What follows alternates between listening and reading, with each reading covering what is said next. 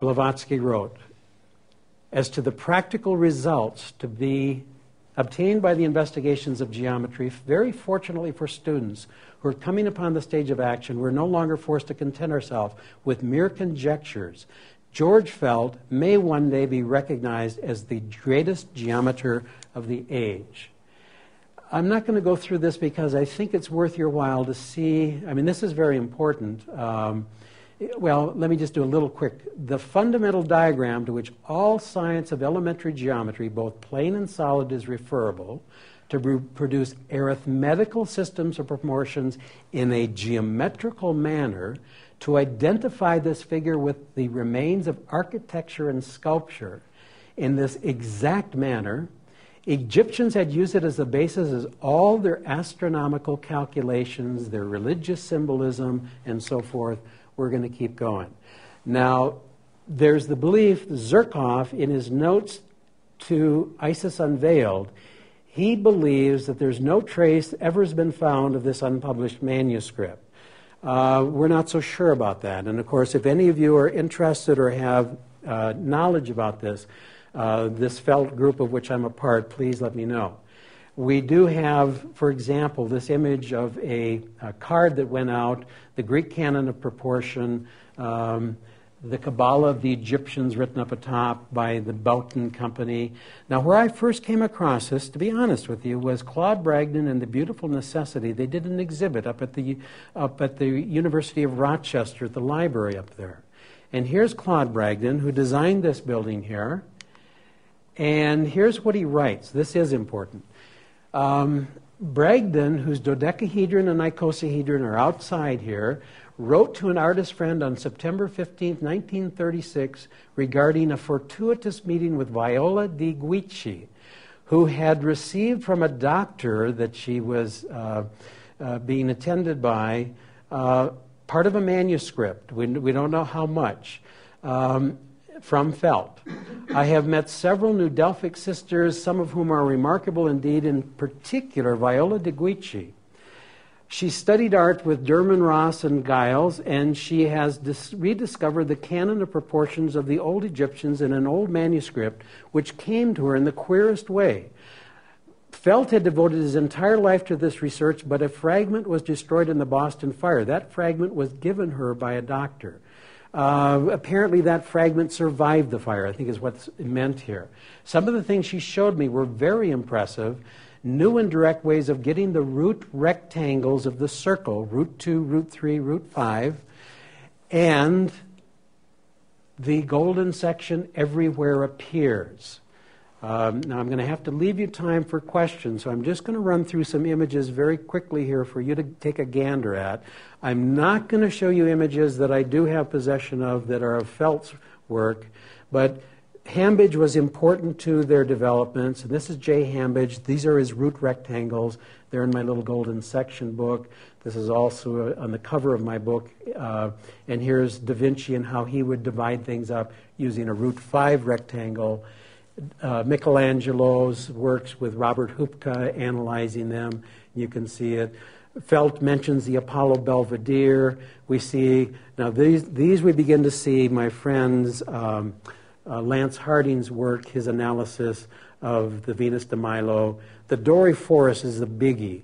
And that was the canon of Polyclitus, which has been destroyed. We have some fragments. We see it with the Egyptians. We see it with the golden mandala applied to the Dendera zodiac. Cesariano did it. If you look closely, you'll see that the navel is cutting them at the golden ratio. Da Vinci, Munich, Kuros. Sometimes you'll see this is 8 units tall and at 3 units and 5 units here. So 5:3 will be the ratio.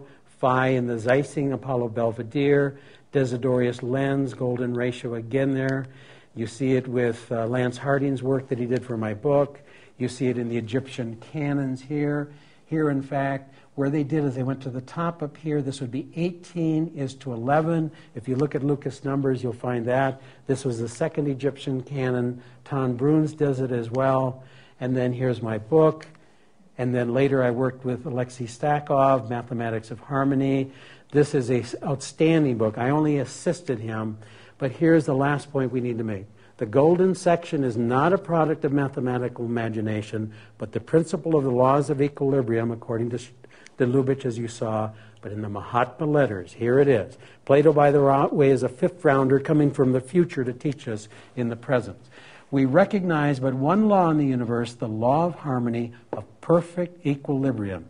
Mahatma letter number 70, Katumi, in chronological order. Here is the Buddhist middle way. It's at the golden cut. Divine proportion, that's my upcoming book.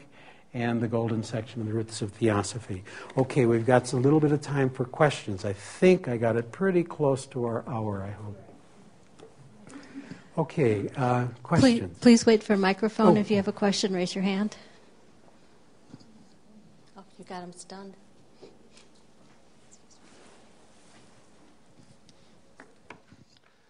Why aren't you in danger of being killed? Well, now that you mention it live on well, I do know people that have figured out things similar, and they've been told they can't publish. I've tried until tonight to stay under the wire. I have been told by one of my teachers that, what am I doing? If Plato was unwilling to do it openly, what the heck are you doing? Well, my take on that is it's time for what was esoteric to become exoteric. World is really in a dire state of affairs, and I think by putting this stuff out there, I think we do a favor to the world.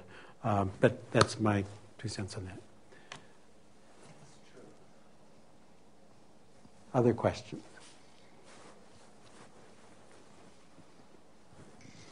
I don't know who gave the description. I think it was Alcott that he described the basic figure that Felt was working with. The circle in a square, in a triangle, and there's an Egyptian thing. Two Egyptian triangles and yes, a pentagon yeah, and a cube. And a cube. Yeah, which is Did your Felt group try to reproduce what he was seeing? Because I know from a discussion somewhere on the Theosophical site that was kind of a mystery. What is this figure that he was describing?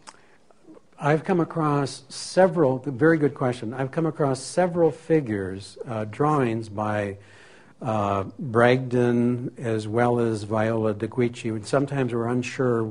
We know some that are signed by Bragdon. Those really have not come out in the public domain. That's why I've been very careful tonight to honor the group that I'm working with. I could have just as well shown them to you, but I decided no, it's better just to kind of keep things under wraps for the moment.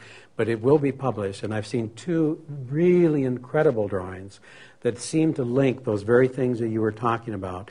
And what happens is it's very much like the last book and probably the last theorem of Euclid, where he's comparing the ratios of the cube and the icosahedron and the tetrahedron and their faces. And what they're doing is they're getting root 2, root 3, root 5, and they're building it into one image that is just absolutely stunning. And what they've done, what they did, and I'm sure Felt did the same thing, is they've color-coded it. So the square, for example, they've got in, I think that's green. And the pentagon they use yellow. They use different colors. And so that helps you to draw out of the image. You begin to see what, in fact, they're getting at. So, again, a short answer to you is there looks like there is some material there. And I've seen quite a few drawings, but there's a couple. Perhaps maybe on Saturday, those of you who come for the workshop, we'll I can do the drawings. We can take a look at some of that. Okay. Yes, ma'am. I can understand the societies of ancient peoples, why secrecy maybe was necessary, because I don't know why. But anyhow, but in this day and age, do they think that daffodils are going to turn purple or something if this is revealed? Well, best way I can answer that is Michael Barron, a good friend of mine, who did these geometrics, Platonic and Archimedean solids. We're going to do this on Saturday, use some of his models and put them together. He went to Los Alamos to do a kind of workshop on how people can work together using the different solids. And he couldn't believe it. There's a big gasp across the audience. And they thought, oh my God, he has found some of the most classified information that we have. Because if you look at nuclear detonation, you're going to find that the same things that build nature up, the creative is also the destructive. Like Heraclitus said, the way up and the way down are one and the same. So in that sense, perhaps, some people would construe them as being very, very dangerous. I mean, they're the creative power of the universe itself, but also Shiva, the destructive power. And I don't mean Shiva in a bad sense, but yeah. But then Shiva builds up again. Exactly, yes. And that's what we're hoping for. And some think that we're coming to the end of a cycle. And much of the stuff, that I now understand about Krishnamurti and the avatar, the bodhisattva expression that came through him, that, he didn't turn his back on that. Now we know that he was overshadowed during his life. And he, and those who describe this, will talk about the cycles, these grand cycles and these shorter cycles.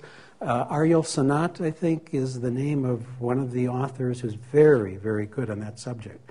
And so we may be at the end of a cycle that is the beginning of a new cycle, and those are the times in which we probably need to bring the mysteries out into the open. That's, I should say, I did have that one teacher, he said, well, you realize the karmic consequences of this. Well, again, we need to bring this out and to share it. And this is part of the patrimony of the Theosophical Society. That's why I'm here, is to try help reintroduce what already has been here all along.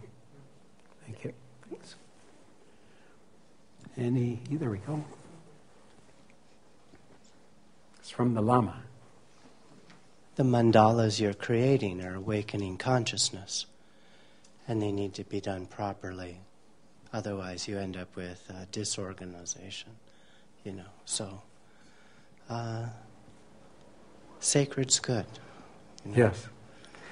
So a good point, that the mandalas themselves are representations of the cosmos and of life and consciousness. Liberation through seeing. Absolutely. And so that's why when we do sacred geometry, we do it as a spiritual practice. And it's done very, very carefully. It's really a kind of meditative technique, because you are learning the interrelationships that the divine has used, whatever that is or however it works, and we're kind of mimicking it in the process. So I agree with you. That is a very sacred act and has to be taken very, very with great precision. Sacred, not secret. Sacred. Okay? That's a good way to put it. Thank you.